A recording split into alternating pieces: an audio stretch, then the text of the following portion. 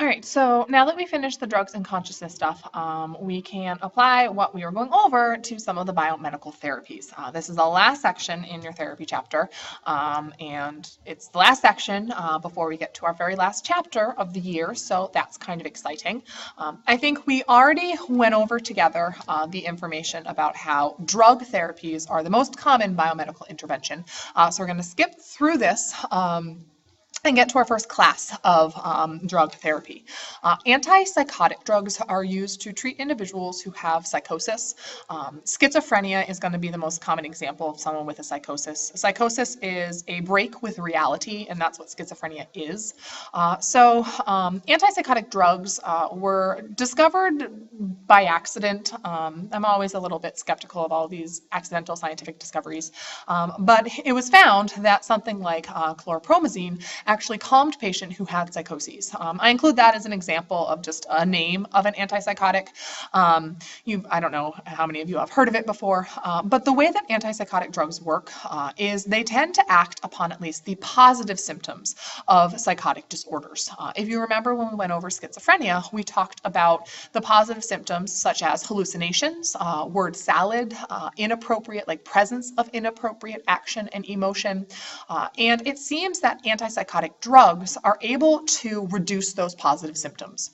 The way that they do that is they dampen a person's response to irrelevant stimuli. One of the reasons that we see some of the positive symptoms is because of a breakdown in selective attention.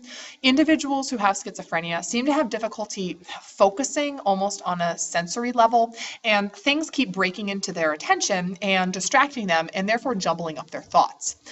And so what antipsychotic drugs do is they're able to mimic the dopamine structure enough so that it actually blocks the activity of dopamine.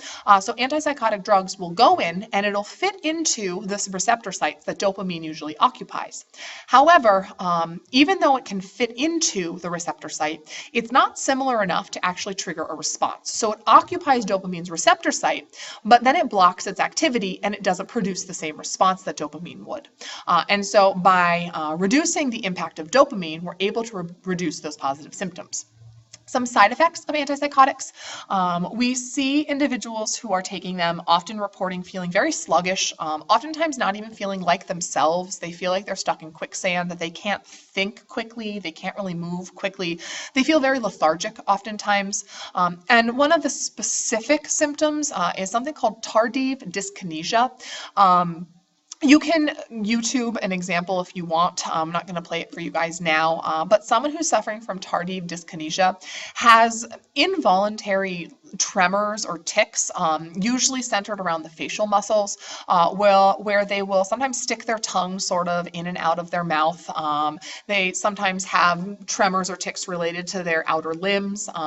And this is one of the side effects where it makes someone appear odd to others. And so it's a side effect that causes a lot of people to stop taking antipsychotic drugs, because even with schizophrenia, externally you don't always look all that different, but with tardive dyskinesia, it points you out as an oddity, and some individuals, some patients don't like to see that or don't like to seem that way.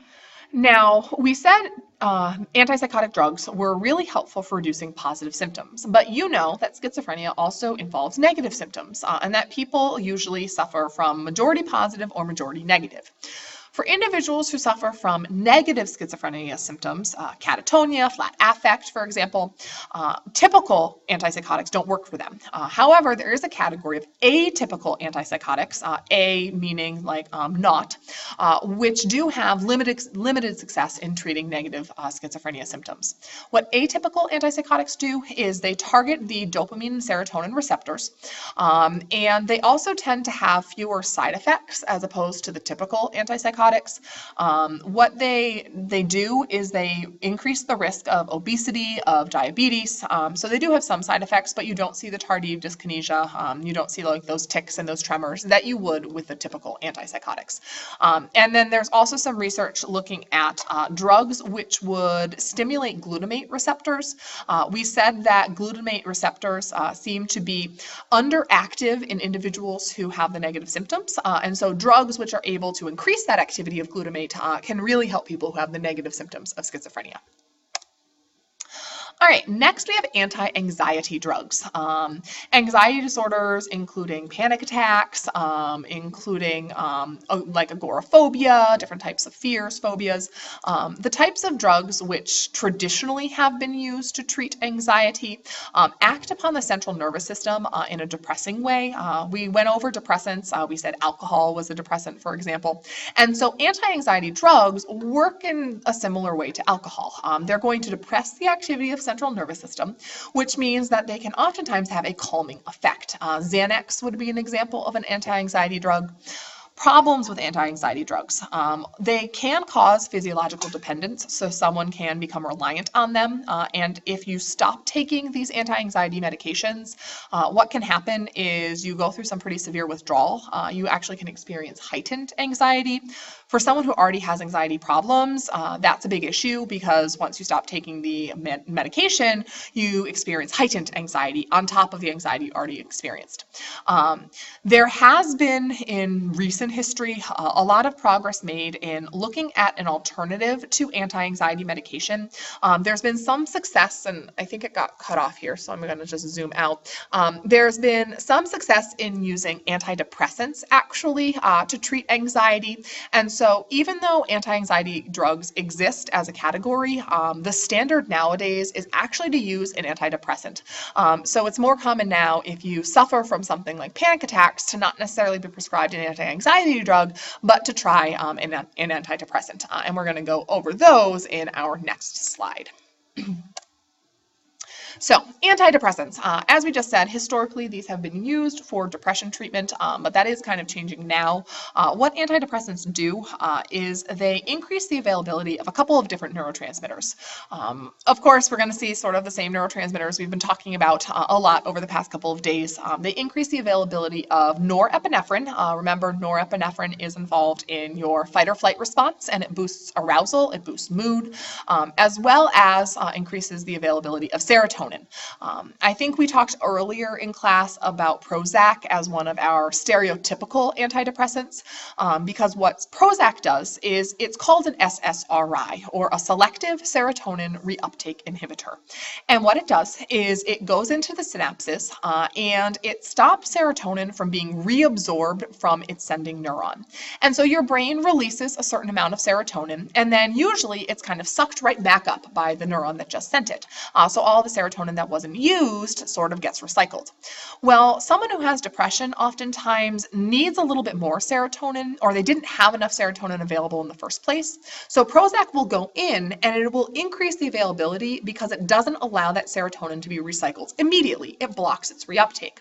And so you find a lot of antidepressants are going to work that way. Some antidepressants actually block both serotonin and norepinephrine from being reabsorbed. So there are a couple of different ones, but the most common antidepressants are going to be the SSRIs.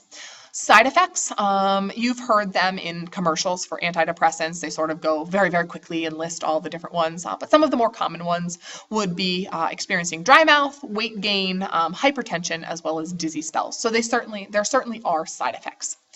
Another thing it's important to be aware of about antidepressants is the fact that they don't start working immediately. When we went over the drugs a couple of lessons ago, a lot of the drugs that we discussed, they start working on the nervous system sometimes almost instantaneously. We said nicotine starts making its effects felt within 7 seconds. A lot of that has to do with the method of delivery. With a lot of illegal drugs, for example, you're going to be ingesting them in a pure form. You're going to be inhaling them or injecting them.